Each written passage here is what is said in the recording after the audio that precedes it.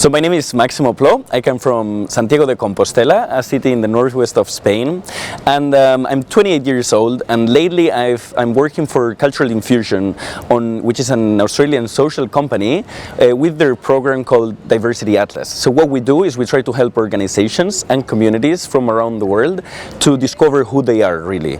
Who do they have in their members? What's their cultural diversity? So that we can help people build empathy between people that have different beliefs.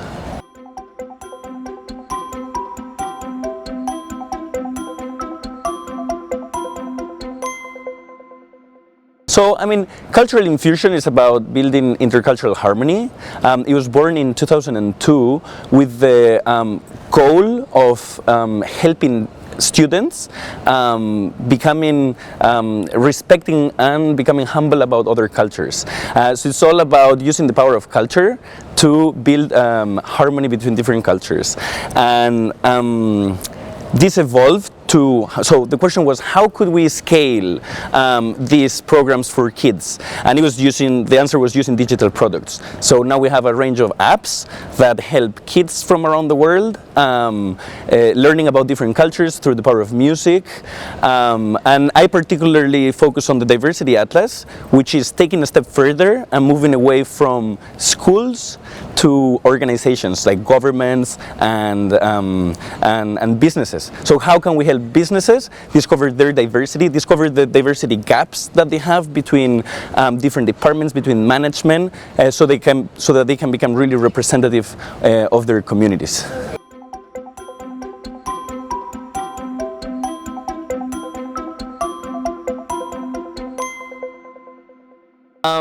So the racism is there. We don't really fight racism.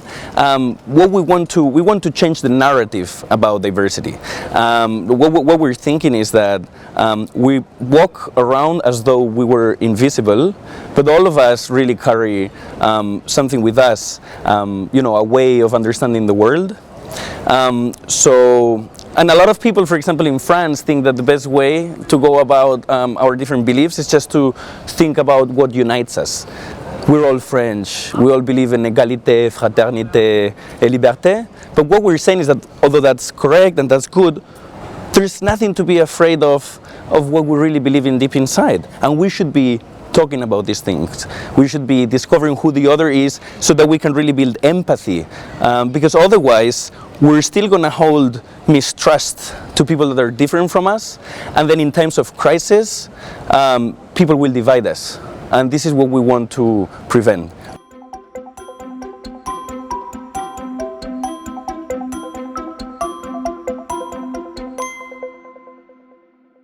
Well, when it comes to the Diversity Atlas, I have to admit that we're still in early stages of commercialization. We're already working back in Australia, where most of the operations are. We're working with the local government, with big businesses. But it's too early, I think, still to talk about specific impact. I think what we're doing for now is helping to change the narrative. So we're creating a movement, let's say, of people that think that diversity can be a force for good.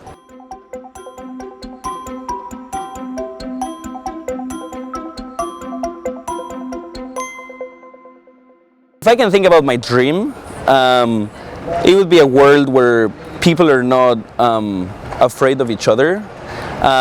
It would also be a world where there is no suffering and no poverty. Now, it's really, economic development takes a long time. So I worked in the past in economic development, and what I think now is that what we have to do is to build empathy between people that are different. So my dream would be a world where we really understand and respect the opinions of different people. And I think that conferences or programs like the ADEL are a fantastic, way of tackling this. We come from 27 different countries. There's so many different religions and so many different ethnicities. People believe so many different things, but we come here together and we become friends. We all care about the same topics, and this is the embodiment that what we preach is true. Now we're a long way because all of us are privileged and all of us are educated and have had the best opportunities. Now our job is how can we bring this back to our communities and to the rest of the world.